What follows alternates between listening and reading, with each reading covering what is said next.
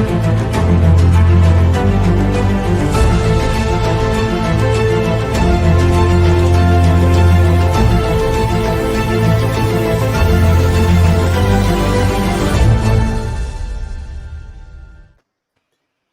everybody! Woo! Hey! Congratulations! You have made it to the Spectrum Sanctorum, and we are going to be discussing She-Hulk here today. It's the She-Hulk after show. Today's episode, Ribbit or Ribbit. Ribbit. Oh. And we got the long-awaited debut of Leapfrog. We've all been waiting for. Leapfrog. And some other lawyer from Hell's Kitchen named Matt Murdock also stopped in. This seemed to be what everybody was waiting for. How do we feel about the initial what's our initial feelings? Rick, how do you feel? I feel good. Like, I know there was a bit of high tensions for this. Everyone was excited about it, but I really loved it. I enjoyed this episode. Everyone was going on about, how bad he was going to be in this episode, but it just worked for me. I think I liked his tone. I loved his chemistry with She-Hulk. I loved the whole how they were in battle in lawyer land with each other, which was great, and a bit of romance with them as well, which was a bit spicy, which was great as well. But I really enjoyed this episode. Good introduction of Daredevil to the MCU. All right. Billy Club. Welcome back to the show, Billy. Tell me how you felt about today's episode. I thought this was the best one of the season. I think that I loved the way that they actually played off the court part of it and the superhero part. It was nice actually seeing Leapfrog in court and actually seeing back and forth between Jen and Matt Murdock. Yeah, the episode gave me a lot of things that I did not even think I was going to get. And of course, I got to talk to my man. I know him as the captain, but today he's Daredevil. What up, y'all? Daredevil, that's right. I'm going to be swooping Hell's Kitchen this week. Making sure I don't be coming to... Yeah, I'm from dirty Jersey, kids. How you feeling with the episode? This was a lot of fun. And, I knew that this was going to be amazing and it wasn't going to let me down. And I was right. And it didn't.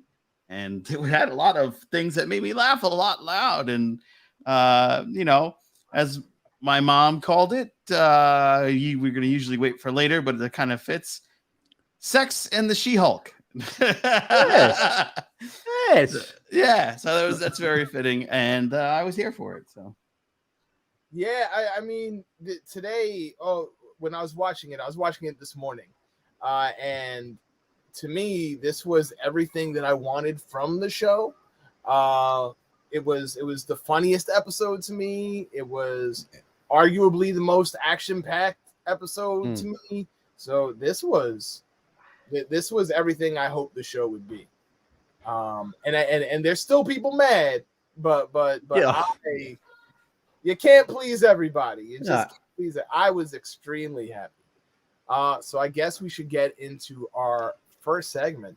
Oh yeah. Yeah. And and that episode was I gotta get some music for that. I loved it. No, loved it. Until we do the musical stylings of the group. Good work, Josh. Good work. We just got to make that our soundboard and just have that on a loop. I have the capability to do that. I just have to learn how to program my soundboard, and then we'll be good to go. I have all these buttons, and they light up. It's really cool. But before you get to playing with your buttons, remember we're live. Let's talk about what that episode was. Does anyone want to give a synopsis? How you feeling, Dove? You want to give a synopsis of what happened in this episode? So, She-Hulk attorney at law finds herself in the crosshairs between love and danger. This week, her client, Leapfrog, finds himself in quite the predicament. And it also puts in herself in quite the legal predicament with her Threads attorney. acting. Yeah. Her dapper Don, who is making the new dress for her lawyer award, Yeah, and Luke Jacobson, thank you. And it put them at odds, and she mysteriously stumbles upon the wild devil of Hell's Kitchen. So there's your synopsis. And they have sex. They have the sex. Oh God! They meet, and then sex happens. And there was a lot of green all over. Yes, there was definitely a confrontation both in the courtroom and in the bed and in the sheets. That's right. Jake Walters, the She-Hulk, and Matt Murdock, the Daredevil. That's right. In the end, things seemed really positive. Walk of shame. The walk of shame. Yeah. We're gonna get to that. We're absolutely gonna get to that. We saw the episode seemingly like it was going to end on a positive light. We had a superhero team up. You know, there was some sexy times and everybody seemed happy. There was even a little reference to Ferris Bueller's Day Off. But even She-Hulk, you know, Jen was like, this feels early. It feels like we're ending this episode early. Yeah, that was cool. So positive. But as we get to the gala, we see the intelligentsia and whoever the Hulk King is, who has still not been revealed, exposes private information, including a sex tape with Jen and Josh. Jen. Yep, Josh. Jen and Josh. Double J. Woo. J. Just kind of being exposed to everybody, which led to Jen hulking out, like not just turning green, but actually showing the anger that we come to expect from Hulks, and how quickly people ran from her and turned on her. She went from celebrity to monstrosity very, very quick. Billy, all these events, what did you take away from it? What was the most compelling moment for you? Well, I'd say like the moments that I liked were the dynamics between She-Hulk and Daredevil. That one, like at the warehouse thing, I was saying like that was like great. But yeah, that takeaway at the end, that was a surprise. I thought that could have actually been an episode on its own. They like really kind of rushed it, but that was actually an interesting thing. That could have been an episode. I would have preferred that more than the Taylor one. Yeah, it's. I guess that's part of the reason why it was introduced in the end of this episode, because next episode is going to be the finale, where we're going to, rush into the results, the aftermath of what we saw in today's episode. Dove, we still don't know who the Hulk King is. We've never really had like a main antagonist. I guess the closest thing we've had to it is the intelligentsia.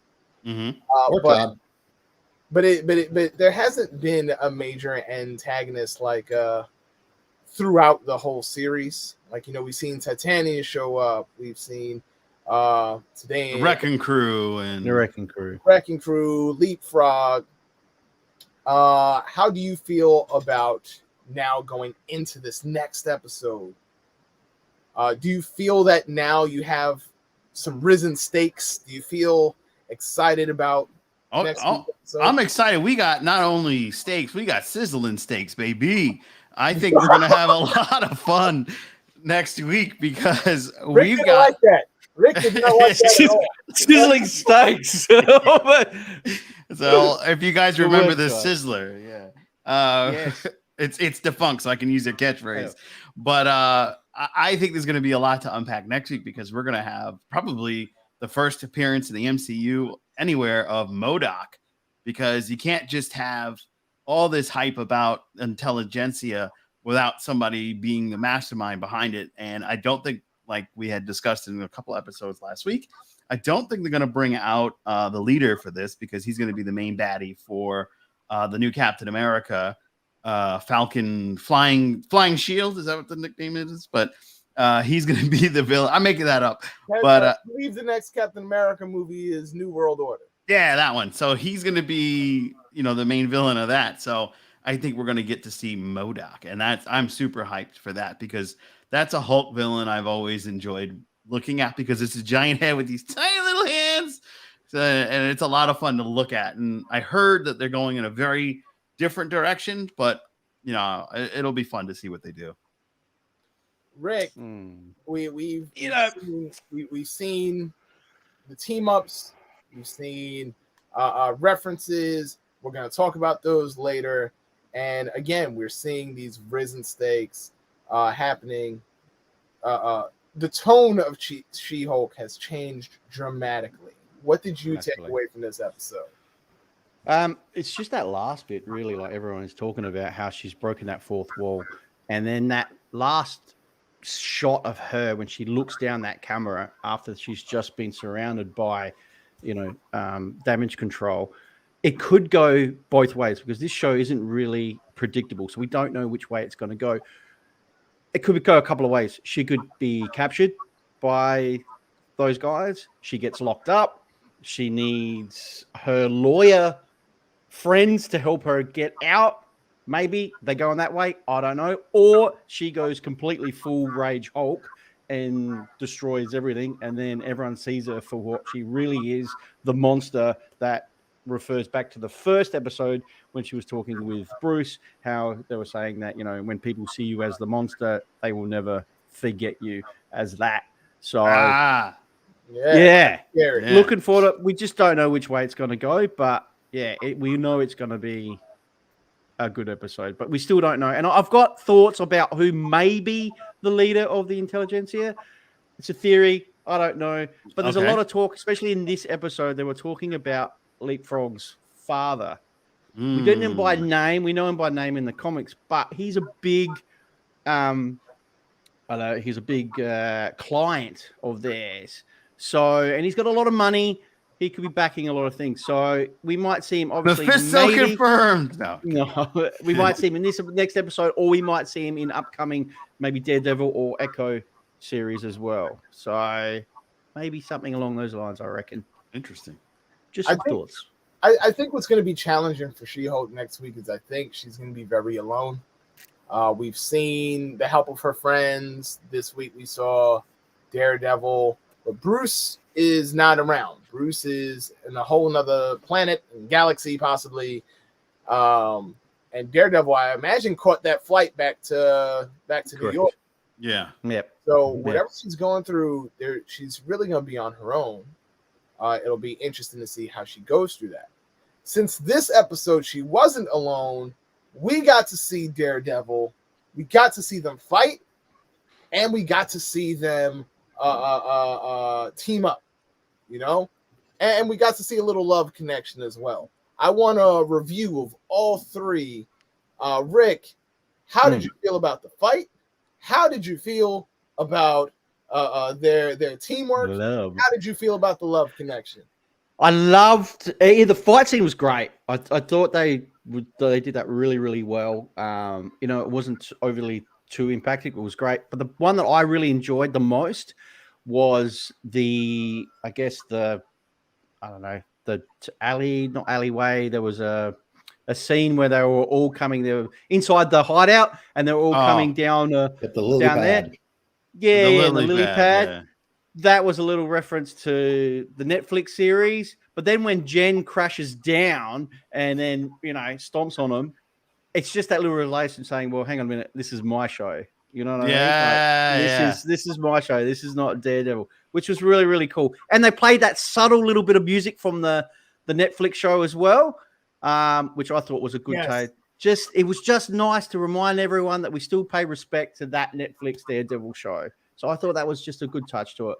And it was nice. Jen found a bit of romance, Matt Murdock's a bit suave, He knows how to charm the ladies, and I think she got swept away because she's had a bad run with. It's right, man.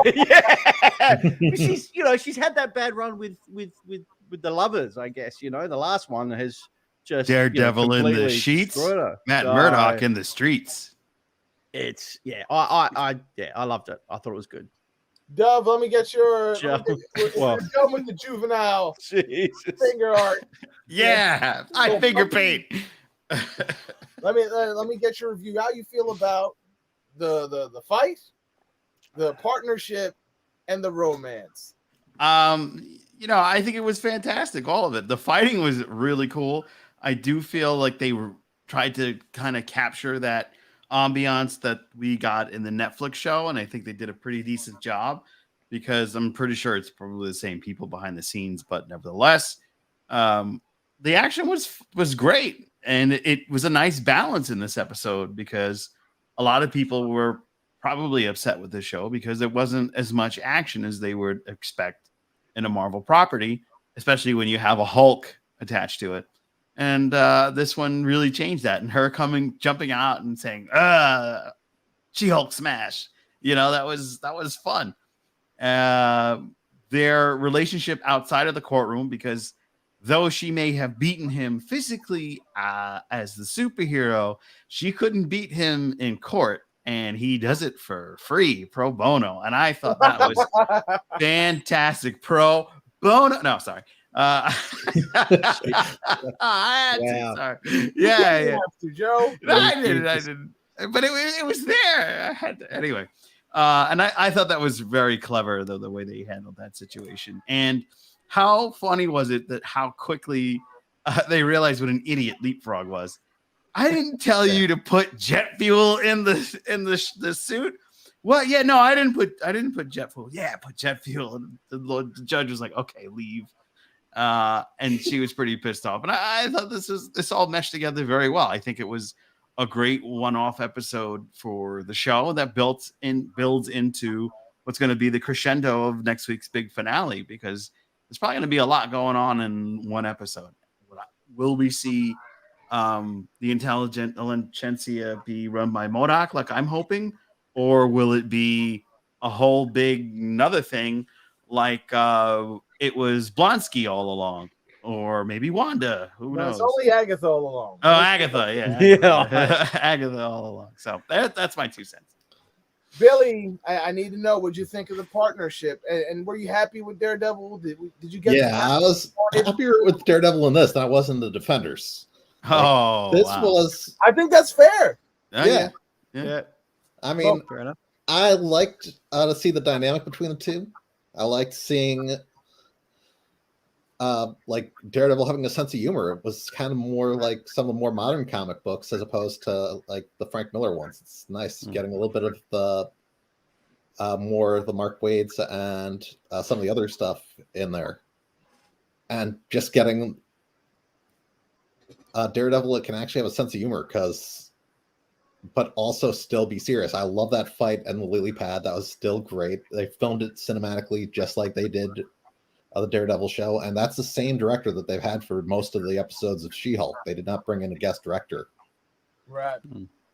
The it's funny you bring up the mood and compared it to Mark Waid's run on Daredevil, because as a child I was not a big Daredevil fan because I just thought he was a Spider-Man ripoff. It's Blind Spider-Man. Well, kind of. It's when you look at like even before Grant Morrison's run, like before that, he was rocking his suit, swinging with his billy club and cracking jokes and big smiles. He was very kind of cheesy and looked very much like all of the Silver Age Marvel comic characters of the time. It wasn't until Morrison's run where we really got the dark, brooding Daredevil, and then we got to see more of that during Bendis's run and Brubaker's run, and I think people have come to expect the brooding Daredevil to be the only Daredevil, but he's been this kind of jokey, charismatic guy for quite some time. Even his earliest origins show him, with a bit of just a swashbuckling like charm. Not an exact swashbuckler. He's not El Aguila, but he's got that swashbuckler charm. I think we spoke about what this episode was enough. I think it's time we move on to references. Reference. And you again. There we go. Yeah. Oh man, I wanna publicly acknowledge Rick. Thank Rick for finding images across the web and You're welcome. bringing them all here to the sanctorum, so we can all discuss it right now. Let's start with. Can we start with the signal? Can we start? Yes. Yeah, we sure with can. Frog signal. Look at that. So good. I thought that was So great. good. Is that That was Commissioner great. Gordon back there? Who's lighting up that signal? I love it. It It does look like Commissioner Gordon. A little nod to bats, you know. Yeah, That's a I subtle think it was touch. great because Also, like you wanted a Jarvis. it was oh yes, absolutely. But it was, we talked about Leapfrog and his I guess relationship with his father. His father in the comic is the original Leapfrog, whereas, and in the book, what was his name? Is for Tilo was that? It was Eugene and Vincent. I can't pronounce his last name. Vincent Patilio? Patilio. P-A-T There we go. Patilio? Tilio. So Vincent, or the one we're looking at today, would be Frogman and is actually a hero. In fact, everyone was predicting that we were going to see Frogman and not Leapfrog. It feels like they've combined the Leapfrog and Frogman characters. Wasn't it like in the comics was it because it was like he just created a suit that just made him spring? That was it. Like jump far. That was his only thing that suit could do. I think there was some rocket propulsion depending on whose suit it was. Because the original Fertilio, Leapfrog, he worked at a toy company, which probably explains some of the arcades that we saw in the Lily Yes. But it never really took off, and so he was using the gadgets that he had there, which were a lot of them were faulty and not very good. He didn't have a Jacob Luke. Yeah, making him the suit. But he used his faulty gadgets to build a life of crime, whereas his son tried to redeem the name and he build the life of a superhero. But who knows what his father will be now? Like, you said that we could maybe see his father, and who knows what representation of his father, that may be. All I know is confirmed. All I know is in this episode, instead of Batman and a bat signal, we have a millionaire kid, a trust fund kid, trying to be Batman and not very successful. No. What else we got, Joe? What else we got? What other photos? What other references we see there? There he is. That's obviously him when they had the courtroom. So how about that gun? Tell me about the gun. You were very interested in the gun. Tell me about I am, because I don't know what it is. I think I think it is a smaller version of the Sonic gun that they had in the Incredible Hulk, but just smaller. You know how they have the big Sonic one that they tried to use, and he just pissed him off even more. Pissed him off. I think that's what that is. So that'll work good again. Not that I'm a tech genius or anything, but that's what I'm thinking. If you're going to go up against the Hulk, you'd want unless it's a shrink ray, but Let's go ahead and get a picture of Daredevil up there. Sure. We finally get a nice look at his red and yellow suit, or as Shulk put it, the ketchup and mustard. Ketchup and mustard. Great line. So good. Not my favorite suit, but it's a throwback to the original outfit. Right. How'd you guys enjoy seeing it?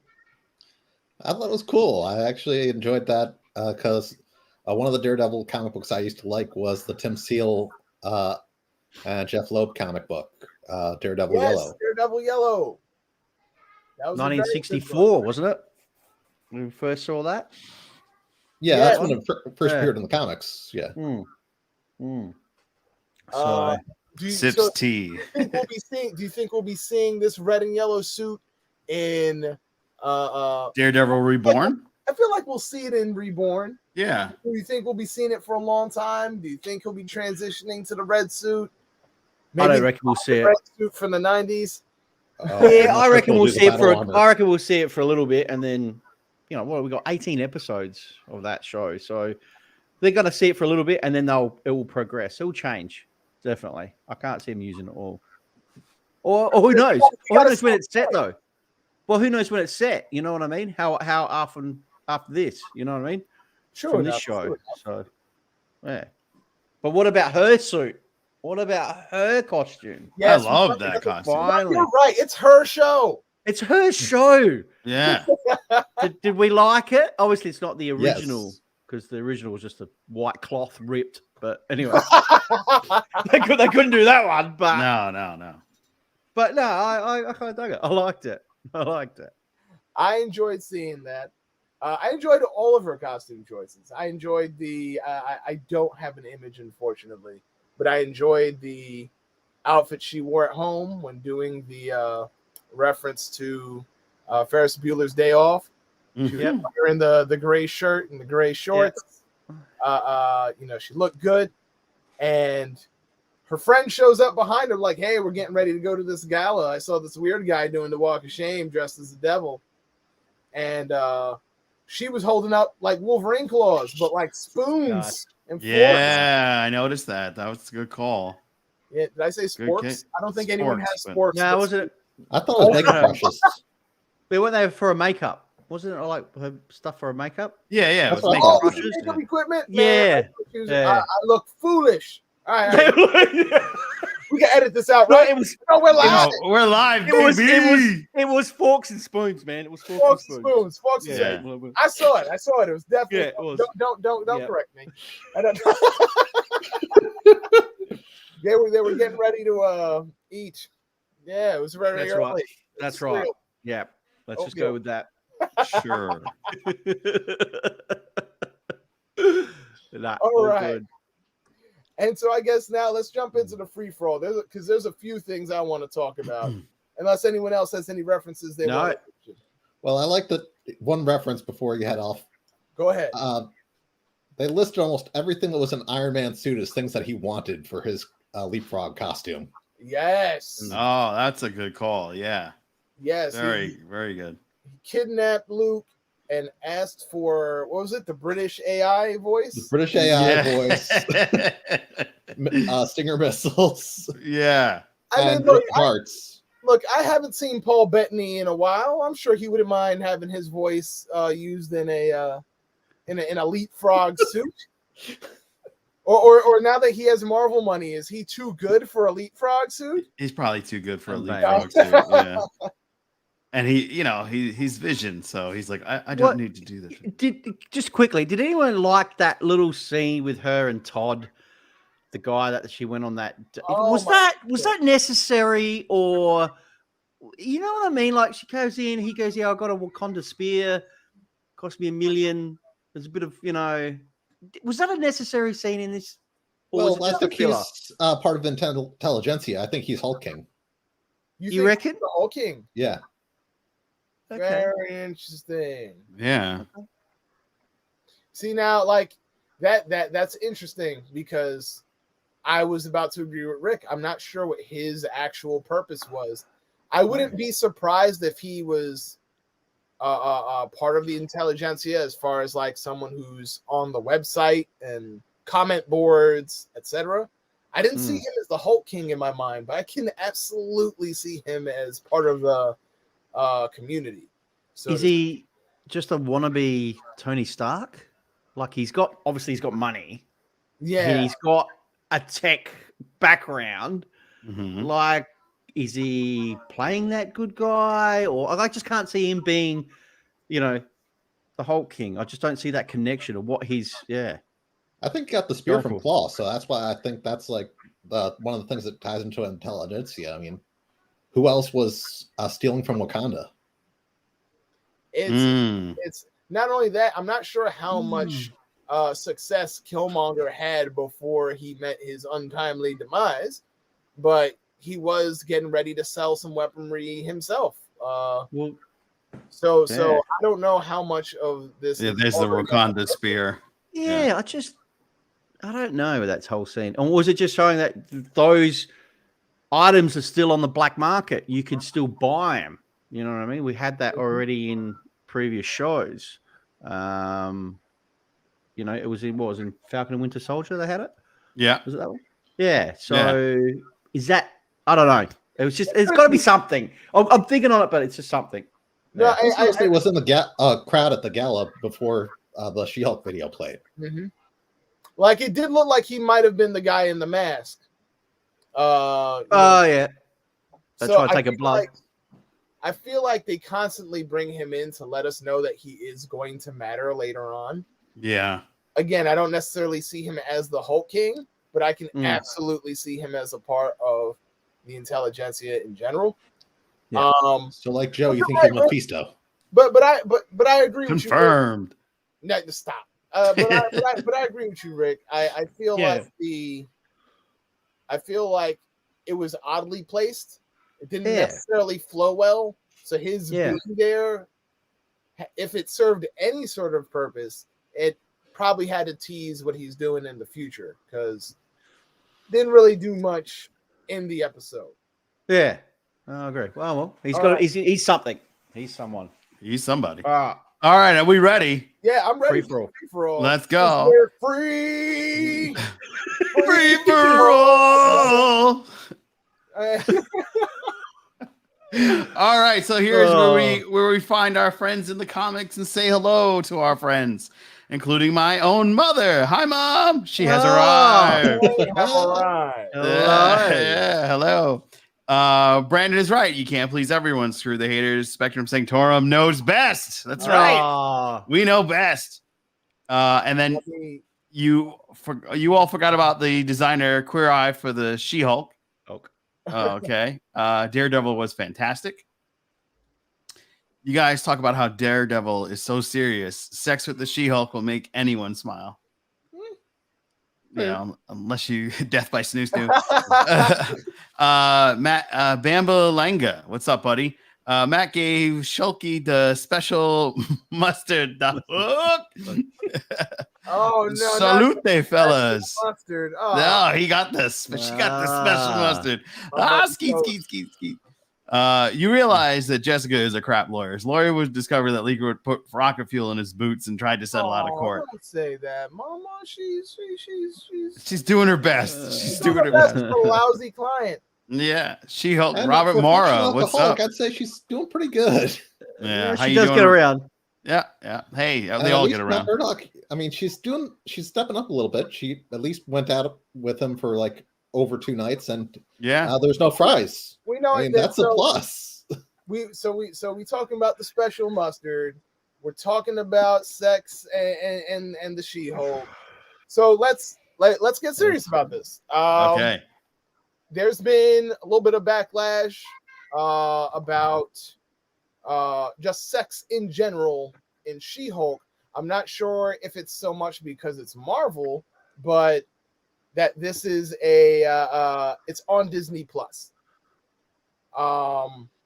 And I think there might be parents, there might be, they think it's for kids, or do you feel that? I don't feel like anything gratuitous has been shown. Really? No. Like we haven't seen anything crazy as far as we haven't seen any of the, right. So they would never do that. But at least one of us here is a parent. And I know a couple of the people in the comment section are parents. Okay, yeah, my mom's okay. Wait, does that mean we're supposed to be mature and responsible? Oh no! Sorry. I have a puppy. I guess that counts. This is the free. Do we feel that there may be?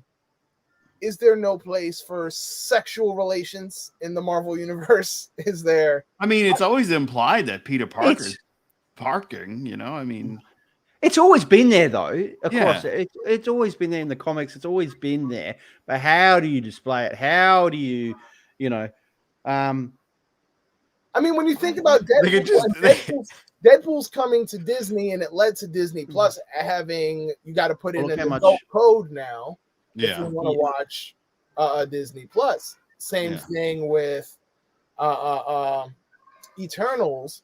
Eternals, as Had- weird there as you it was, had the first MCU sex scene, so to speak. It was a really weird scene. Yeah. But sex, it seems to be more prevalent now in the MCU. Plus, they got the Netflix shows that had a couple of those scenes. I mean, Daredevil did hook up with the Night Nurse and Elektra. Yeah, but I'm glad you brought that up because I'm not sure if I remember there being so much complaints. Maybe I'm wrong. No. But I don't remember there being so much complaints when Netflix was, that was rated M for mature right there. That was so. You're right, though. Do we feel It's because they're not a Mickey Mouse operation. Mm-hmm. It's attached to Disney. That's what it is. But even in the old Disney cartoons, they've all had They have that. references, isn't there? Wasn't They there have a penis? references. There's Oh, to if you it, saw the you know? Rescuers Down Under, Rescuers, not the Rescuers Down Under, the first Rescuers, they had a Playboy magazine in them, animated in the movie. yes, there have been some weird hidden, not necessarily Easter eggs because it wasn't intended for fans to find. That was really the animators just doing Yeah, whatever. Aladdin, that whole thing, kick off your clothes, that was another thing was hidden in the original Aladdin. But it's I think we're used to implied sex in Disney products. Nala giving those eyes to Simba, those come hither eyes. And wasn't it? And then the crab singing "Kiss the Girl," like what's gonna happen after the kiss? And all that's implied, like you said, even Ursula saying, work with what you got, show off your goods. Yeah. That's a big difference between ending this episode with somebody saying, "Oh yeah," and She-Hulk's a slut. Like that's Yeah. That was. That's just. I don't think.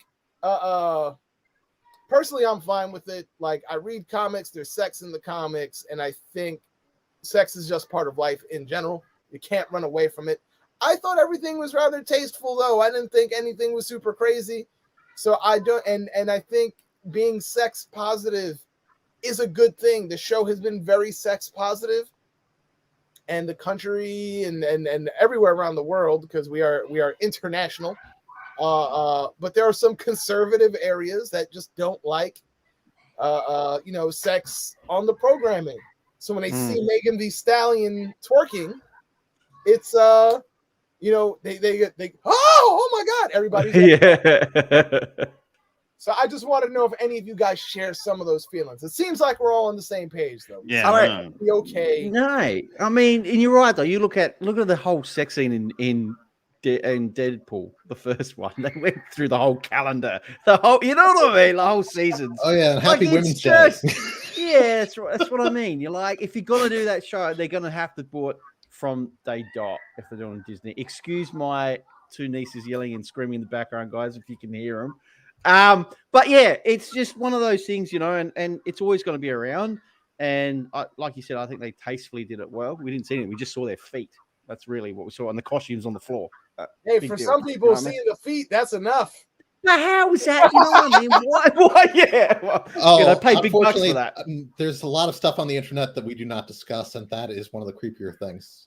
That's something that Quentin Tarantino and Dan Schneider are into things. That's not like a Nickelodeon operation. We do not talk about that stuff here. We don't talk about yeah. She-Hulk feet. Anyway, Her What well-pedicured She-Hulk feet. All right, so let me get to some more comments. We got more comments.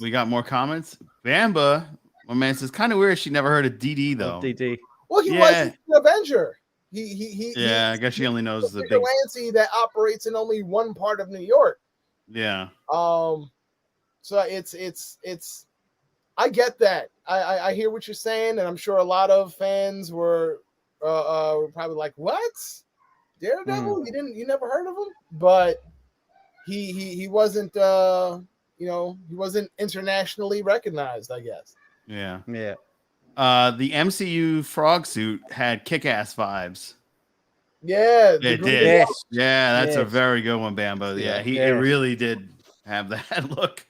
So that guy was cheating. Robert Mara. Oh, the Don't Red forget Hulk about the Red Hulk reference. reference. Yes, Yeah. Is it gonna references. be Red Yeah. Hulk? Is So it going to be a Red Hulk? there's been a lot of conversation that mom's getting Mom's real- going Wow, in. She's Mom's getting, getting- jeez. she's using all caps, guys. Look out. Wow. I think the whole intelligentsia is Marvel's big FU to the misogynistic jerks hating on the She-Hulk. All right. I don't want to ignore the Red Hulk conversation. No. Go no. for it. Part of the humor, and also I guess the closest thing to antagonist that we've had in the show is we've seen She-Hulk being very referential to what's happening in the real world. Theories, you're out here talking about Mephisto constantly. Confirmed? It's confirmed. No. But the fans are making theories, and She-Hulk acknowledges the theories. I don't know if her acknowledging, a different colored Hulk or Red Hulk, perhaps, is a confirmation of Red Hulk, or just saying we do see you talking about it, we acknowledge you, but you don't dictate where the narrative is going to go. But some fans are not necessarily. Some fans love that. I love that. I love being able to reference the audience, the toxic fan base, the theory fan base, everyone in the fandom, in Marvel and comic book movies at large. Do you have theories about Red Hulk?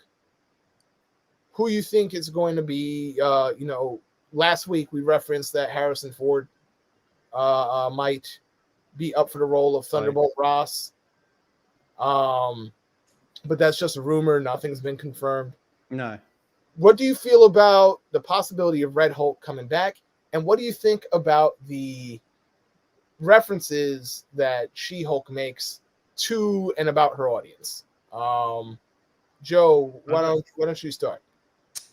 I'm all for, and that's my catchphrase, Red Hulk. If they use Harrison Ford to be Thunderbolt Ross, that would be cool.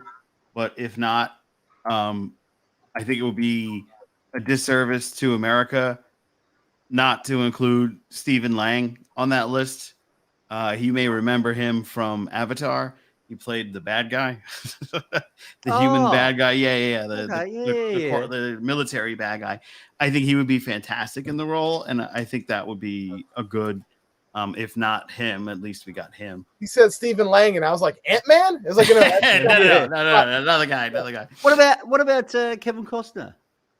Kevin Costner? No, because isn't he Superman's dad? Like, yeah, I know, but can't be someone else's dad. But they're looking, but they're looking for that. I don't know, the distinguished old, type of character. I think it'd be interesting bringing in Red Hulk, but they need to.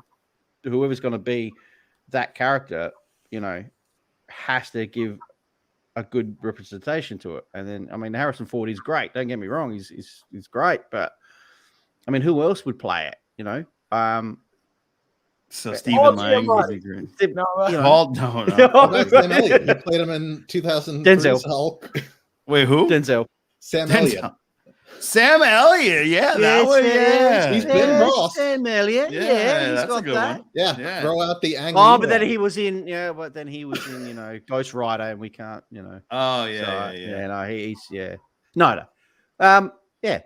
it. I mean, if we're gonna Sam Elliott, done. Sign him up. Ghost Rider, then we got to get rid of Hondo because Idris Elba was in Spirits of Vengeance. Yeah, he was Vengeance.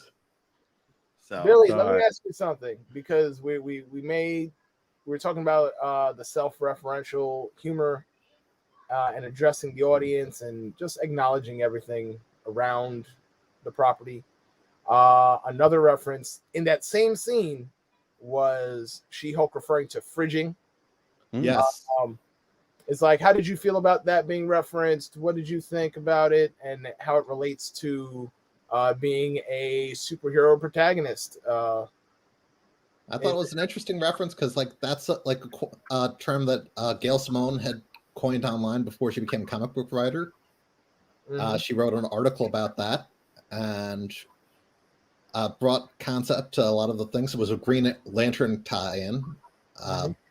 Basically, the idea that the girlfriend in Green Lantern got killed for the sake of making Kyle Rayner, the other Green Lantern at that time, get motivated. But yeah, it was a cliche that they have done a lot in comic books where people just try to capture like that Gwen Stacy vibe. Everybody tries to make that Gwen Stacy moment where they're like, oh, that was an iconic moment that ended the Silver Age. Let's try to do that on this comic as a way to boost sales when we're starting to dwindle, and also get rid of some characters that we've written into a corner. We can write in new characters by adding new love interest and start fresh by also getting some shock viewers. So it's become a practice that they've kind of toned down. It was actually something that's been done with like a bunch of different characters. Even She-Hulk's had that happen to like some of her love interest. That was, what was it, Jack of Hearts or whatever? Joe. Try it. He was talking about love. Keep it in your hands, Joe. I don't know. I know. I'm being the responsible adult for this thing. How's that happening? I'm I think I came in with like the drinks and other ones, and I've done like all the visual gags and all the things. One of us has I'm to be the taking this funny thing one. like a joke every champ. goddamn week. Well behaved, Billy. Well behaved. Well done, Good Billy. job. Good All right. job. I want to do one more thing before we start to wrap things up. Joe, can you bring up that Rotten Tomato score? Oh yes. And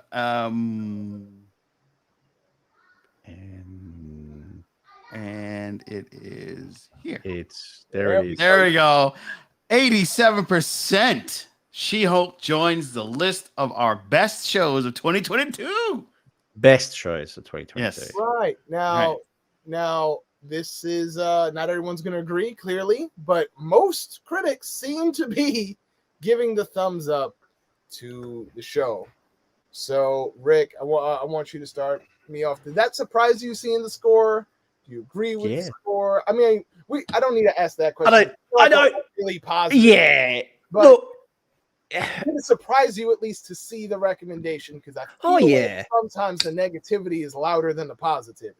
Oh yeah, obviously, like you said, there was a lot of negativity towards this. There was a lot, and then especially there was a lot of like people just do bang, bang, bang, bang, which lowered the score. And then when it came out with this, I'm thinking the best show. Don't get me wrong, She-Hulk's a good show. It's enjoyable, but is it really in that say top 10 of best shows for 2022? There's so many other shows, great shows, which cap better than this. Yeah, Strange New Worlds to me is the best show of 2022. Well, anything Star Trek for you is not everything. Picard wasn't that great. You know what I mean? But there are a ton more shows which are better. I thought think Sandman that's a bold statement. That's a bold statement for 2022. But yeah, do we all agree? I mean, I think it's fair with the score. Having it, like, I also don't think it's in the top 10%. You know, I wouldn't necessarily rate it 90 or higher. I think 87 is a good score. I'm probably more seeing around closer to like an 80 myself. But these Rotten Tomatoes scores are like an average of multiple different critics.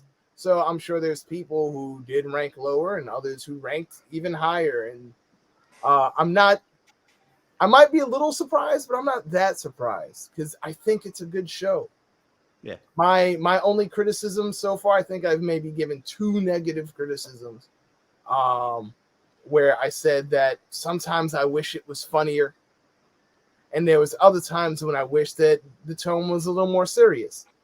And I found that this episode, and I think a lot of people agree, was their best episode. I think it was really, really funny. And when it needed to get serious, it got serious.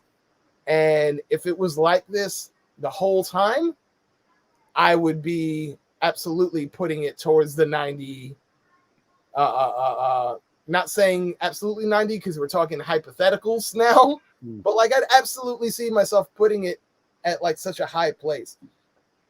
But so it doesn't surprise me that it's getting positive reviews. Maybe a little surprising that it was so high, but it was nice to see the good news, because the way you would hear people talk about it, whenever someone says, "Wow, we're doing a really good job," the follow-up question is, "But is there a season 2?" Mm-hmm. Yeah. I kind of hope there is a season 2, because I know like that's a bad thing with a lot of science fiction shows and a lot of superhero shows. A lot of them don't always get season 2s unless they're on like the CW. Right. Like the Marvel shows aren't even, with the exception of Loki and What If, That's it. all of their shows have led into other projects. So there'd be other TV shows or other movies. I think She-Hulk will be appearing in Captain America: New World Order, which lends itself to Daredevil's prediction of MODOK. MODOK confirmed. But it's just interesting seeing the very loud and negative reaction from a few people, and this very positive reaction from Rotten Tomatoes, and it was just interesting to see. Gentlemen, I think it's time we wrap it up. Any final thoughts? Just that people should try to come earlier to the show. It's nice to have everybody show up and watch, but you know, the most of you come right when we're wrapping up. I never understand that. Maybe it's an algorithm thing, but thanks for coming anyway. My last hurrah for She-Hulk is I think it'll definitely get a season 2, because there's no way they're going to wrap up Intelligentsia in one episode.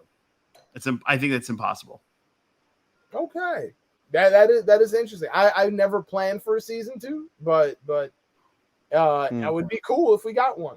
Rick, I just hope they just maybe extend this last episode a little bit longer, because you know they've been quite short. I would love to see maybe an hour or 45, a solid 45, not just do like 20 minutes and then the rest are all credits. Like that's I'd love that for the last. For a second, I thought you were gonna ask for like a Stranger Things hour. And no. Really, But yeah, something like that. I'm just picturing now like a She-Hulk finale with the Kate Bush song. Run up that road, run up that hill. Oh, I gotta just chime in just so we stop that song, just so we don't get copyright striked. I don't think they're gonna copyright strike with my voice. Yes, but you never know. YouTube is a very fickle mistress. Yeah, it's true. Billy. But I actually still gotta say, like, I've been like looking at like the writers of these episodes. I've been like looking at who's doing some of this stuff, and I gotta admit, I got like 3 of the writers from some of these episodes, and I hope that they get more focused next year. Like this guy that wrote to the episode this week was a writer from Robot Chicken. And, yeah. Okay. And apparently he's also writes Spider-Punk and is going to write Miles Morales starting in December. Very cool. All right. Looking forward to that. All right. Rick, Joe, Billy, we've been hanging around Hell's Kitchen for far too long. I think it's time to start getting ready to leave the lily pad. So thank you all for joining me. And all my buddies out there in the comment section. Thank you for participating. If you'd like to participate more, you can comment below, talk about the things we missed, questions you have, answers you'd like to find. You can subscribe, you can hit all the buttons. You know the buttons and you know what they do. And when you interact with those buttons, it helps us out in the algorithm of madness. So hit all the buttons and help our channel grow. Oh, my stepmom. Hi, Dory. Hi, Dory. You got the whole family joining. The whole family's watching. Oh, family watching. Yay. Thank you for joining us here at the Spectrum Sectorum. We're guiding light through all of pop culture. We will see you in the future. There you go.